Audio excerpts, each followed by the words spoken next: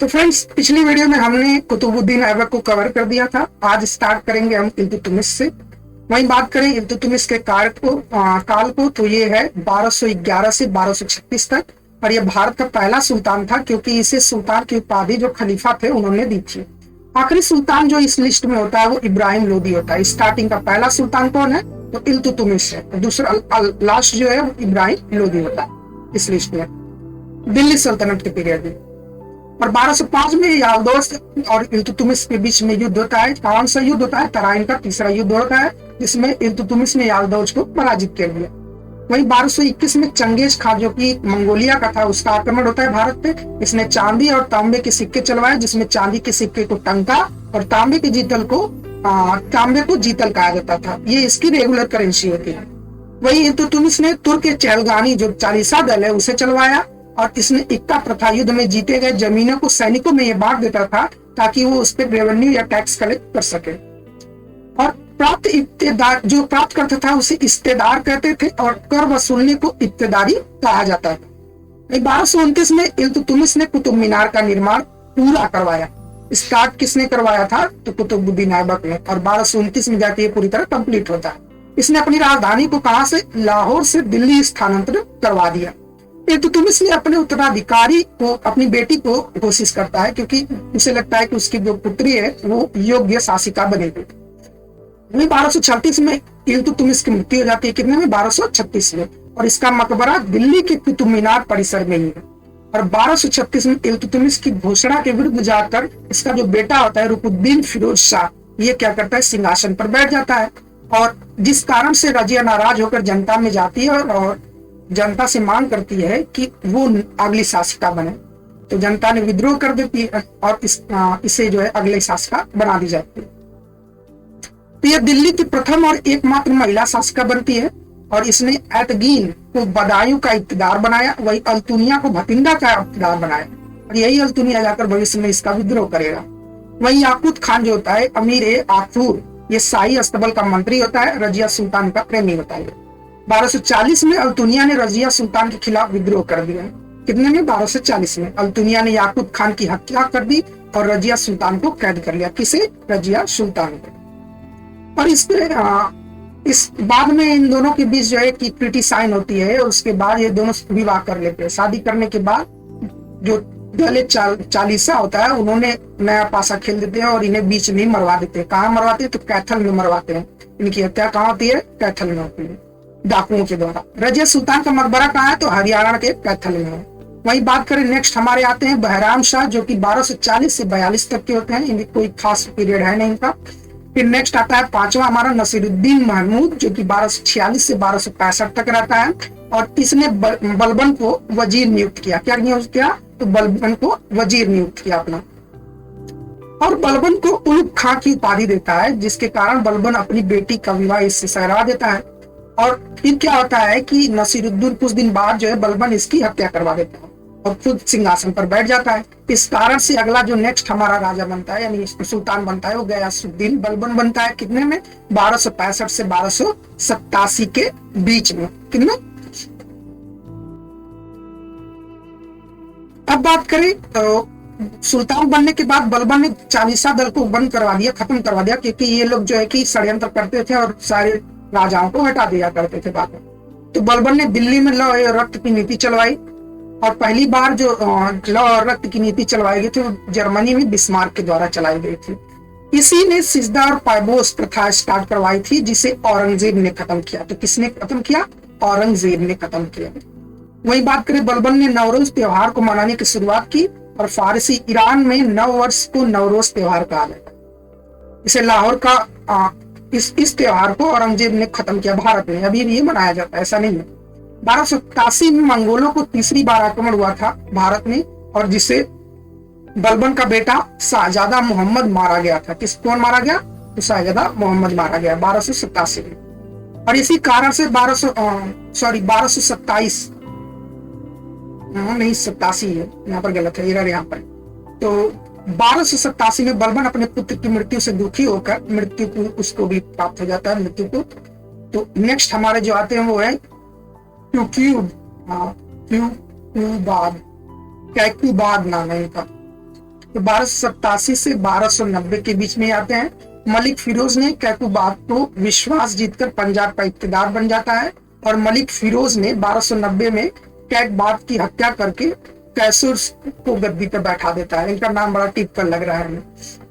1290 में कैसर्स को मलिक फिरोज द्वारा गद्दी से हटा दिया जाता है। वहीं मलिक फिरोज ने खिलजी वंश की स्थापना कर दी। किसने खिलजी वंश की स्थापना की? तो मलिक फिरोज ने। अब बात करेंगे हम खिलजी डायनेस्टी की, क्योंकि 1290 से 1320 तक का खिलजी डायनेस्टी बहुत सी रिफॉर्म्स लाती है, इस कारण से इसका पढ़ना बहुत जरूरी है। जो पहले आते हैं वो जलालुद्दीन फिरोज खिलजी आते हैं, जो कि 1290 से 96 तक रहते हैं। इसे वास्तविक नाम जो है वो मलिक फिरोज था और 1293 में इसे देवगिरी के शासक रामचंद्र देव पर आक्रमण किया। यह दक्षिण के मुसलमानों का पहला आक्रमण हुआ था। मतलब दक्षिणी प्रांत में मुसलमानों का पहला आक्रमण किसने करवाया था? जलालुद्दीन ने करवाया था। वही जलालुद्दीन फिरोज खिलजी का भतीजा जो था अलाउद्दीन खिलजी जो था, वो कारा का कौशंबी यूपी में जो है उसका इक्तदार बना और 1296 में मंगोलों को चौथी बार आक्रमण यहाँ पर होता है, और जिसमें जलालुद्दीन की तरफ से अलाउद्दीन गया था युद्ध करने, और अलाउद्दीन ने इस आक्रमण में मंगोलों को पराजित कर दिया और मंगोलों के 2000 सैनिक दिल्ली में ही रुक गए और जलालुद्दीन ने इसका धर्म मुस्लिम में बदलवा दिया और दिल्ली में इनके रहने के लिए एक शहर मुगलपुर बनाया गया, जो कि आज यही नवीन मुस्लिम कहलाए। यह 2000 सैनिक जो थे वो बौद्ध धर्म के अनुयायी हुए और 1296 में अलाउद्दीन ने जलालुद्दीन खिलजी की हत्या करा दी और दिल्ली का अगला सुल्तान बन गया। कौन? अलाउद्दीन खिलजी, जो कि 1296 से 1316 तक रहता है। संस्कृत के जोधपुर अभिलेख में इसकी तुलना देवताओं से की गई है। यह दिल्ली सुल्तान पे स्थायी सेना रखने वाला प्रथम सुल्तान होता है, जिसकी खुद की सेना होती है। इसने सेना को नकद वेतन देने की शुरुआत की थी। इसके पहले जो लोग वो अलग अलग टुकड़ियां रखते थे और ये क्या किया कि अपनी खुद की सेना बनाना स्टार्ट की। अमीर खुसरो जोजगी पाटली में काशगंज में यूपी के दरबार के प्रसिद्ध मतलब इसके दरबार के प्रसिद्ध कवि हुए। तोता हिंद कहा जाता है। सितार और तबला इन्होंने बनाया। खड़ी बोली बोलना इन्होंने स्टार्ट कराया। कव्वाली और गायकी इसके द्वारा की गई। इन्होंने कश्मीर को धरती का स्वर्ग कहा है, पैराडाइज ऑफ अर्थ। नोट करने वाली बात है कि खैजर को भारत का स्विट्जरलैंड कहा जाता है। महात्मा गांधी के द्वारा भारत का स्विट्जरलैंड कौसंबी है, जो कि यूके में। अमीर खुसरो ने खामशाह खुसरो नामक बुक लिखी है। इन्होंने बलबन के शासनकाल से ही अपने कवि जीवन की शुरुआत की। यह बलबन से लेकर मोहम्मद बिन तुगलक तक के शासनकाल में थे। इन्होंने अलाउद्दीन खिलजी को सुल्तान ए जहां की उपाधि धारण कराई थी। मतलब इन्होंने ही दी थी सुल्तान ए जहां की उपाधि उनको। यह निजाउद्दीन औलिया के शिष्य थे। किनके? तो निजाउद्दीन औलिया के। और 1298 में अलाउद्दीन खिलजी गुजरात के अभियान पर गया था और उसने क्या किया कि वहीं पर मलिक काफूर एक किन्नर को खरीदा, जिसको 1000 दिनार में खरीदा। इस कारण से उसे 1000 दिनारी भी कहा जाता है। बाद में चलकर यही मलिक काफूर इसका सेनापति बनता है। और 1303 में अलाउद्दीन खिलजी ने चित्तौड़ मिशन कर गया ये, और यहीं पर पद्मावत उपन्यास का वर्णन मिलता है, जो कि शेरशाह सूरी के काल में लिखा गया था। मलिक मोहम्मद जायसी के द्वारा 1540 से 1545 में ये लिखी गई है। नेक्स्ट बात करें तो 1306 में अलाउद्दीन खिलजी ने अपने साउथ इंडिया मिशन की शुरुआत की थी और 1308 में मलिक कतर ने तेलंगाना के शासक प्रताप रुद्रदेव यानी काकतीय डायनेस्टी पर आक्रमण किया। और मलिक काफूर जो है उसने क्या किया, प्रताप रुद्रदेव से ही कोहिनूर हीरा प्राप्त किया और यह हीरा सबसे पहले अलाउद्दीन खिलजी को मिला। यह हीरा गोलकुंज के हैदराबाद के में से निकाला गया था। दक्षिण भारत तक साम्राज्य का विस्तार करने के बाद अलाउद्दीन खिलजी को सिकंदर सानी की उपाधि धारण मतलब मिली उसे और उसने धारण की थी। इसके बाद उसकी जनता पर जजिया कर यानी नॉन मुस्लिम टैक्स लगाया और जकात यानी मुस्लिम टैक्स लगाया। इसके अलावा भी इसने कई टैक्स लगाए, जैसे हाउसिंग टैक्स लगाया, एग्रीकल्चर टैक्स लगाया, इरिगेशन टैक्स लगाया, इरिगेशन की स्पेलिंग गलत है, सिंचाई टैक्स, एनिमल फीडिंग टैक्स लगाया, चराई टैक्स। इसने एक कर विभाग बनाया जिसे दीवान ए मसूद खराज कहा जाता था। क्या कहा जाता था? तो दीवान ए मसूद खराज कहा जाता था।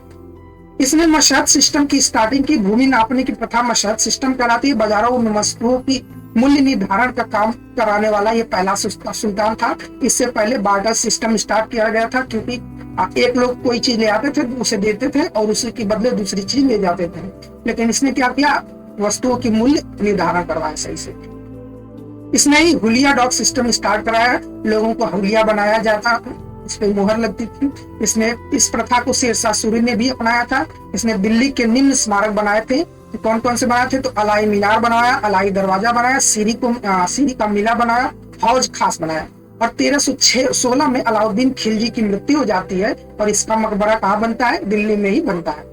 फिर बाद में आता है इसका बेटा जो है मुबारक शाह खिलजी, जो कि 1316 से 1320 तक रहता है। महिलाओं के कपड़े या बिना कपड़े पहने गहने पहनाकर ही दरबार में इसमें आते थे। इस कारण से ये प्रसिद्ध था। इसको खुद को खलीफा घोषित किया था और एकमात्र दिल्ली शासक था जो खुद को खलीफा घोषित किया। 1320 में गाजी मलिक ने इसके सिंहासन से हटाकर तुगलक वंश की स्थापना की थी।